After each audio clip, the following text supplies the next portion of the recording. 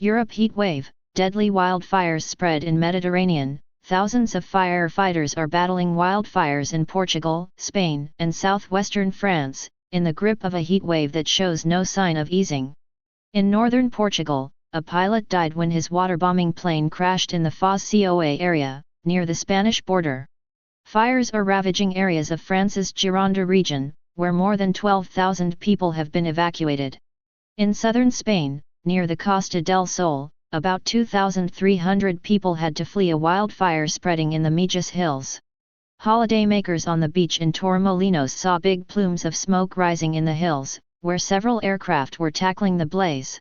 Ashley Baker, a Briton who lives in Mijas in southern Spain, told the BBC that the fire appeared more threatening on Friday, but since then the wind had blown it away from his area.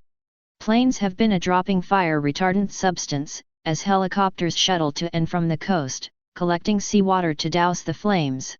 There are about 40 houses in our area. Everyone was really nervous and standing outside or on balconies watching it, Mr. Baker said.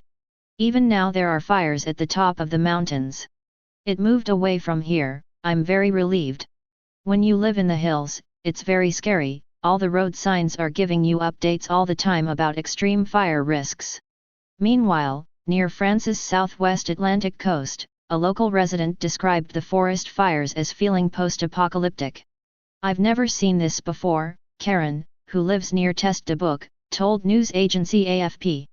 The fire there and another just south of Bordeaux have ravaged nearly 10,000 hectares, 25,000 acres. Some 3,000 firefighters are tackling the blazes. Christophe Nader and his son-in-law are now at a shelter near Test de Bouc, having been forced to abandon their house in the village of Cazaux with nothing more than the clothes they are wearing. He told the BBC he was hoping to get back there to rescue their cat. Hundreds of others from the danger zone are also at the temporary shelter, which has provided beds.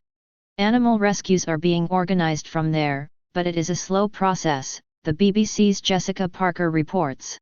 Everything went so fast. The fire too, was big, Manon Jacquart, 27, told the BBC.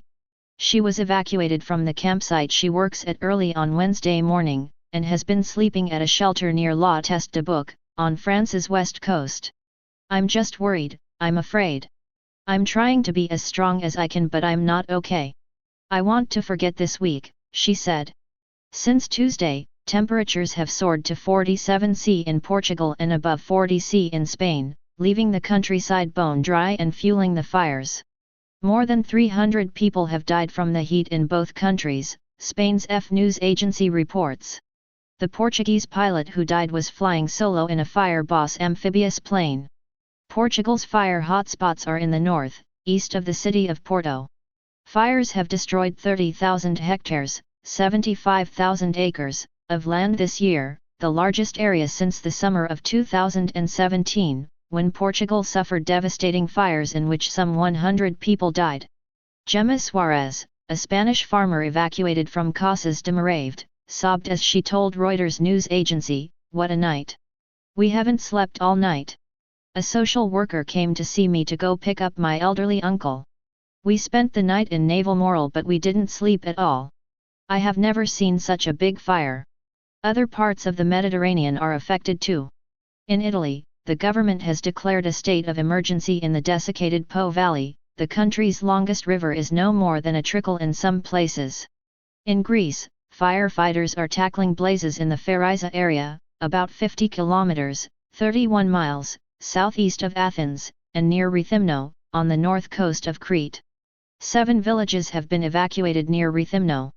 In northern Morocco, several villages had to be evacuated as fires swept through the Larache, Ouitzana, Taza, and Tetuan provinces. One village was totally destroyed in the Kaysar El Kabir area and at least one person died in a blaze. France has also had sweltering heat of about 40 C and expects more next week, with 16 departments on orange alert for severe weather. The head of France's Firefighters Federation has warned of the impact global warming is having on civil protection. It's firefighters, civil security who deal with the effects on a daily basis, and these effects aren't in 2030, they're right now, said Gregory Allion. Heat waves have become more frequent, more intense, and last longer because of human-induced climate change. The world has already warmed by about 1.1 C since the industrial era began, and temperatures will keep rising unless governments around the world make steep cuts to carbon emissions.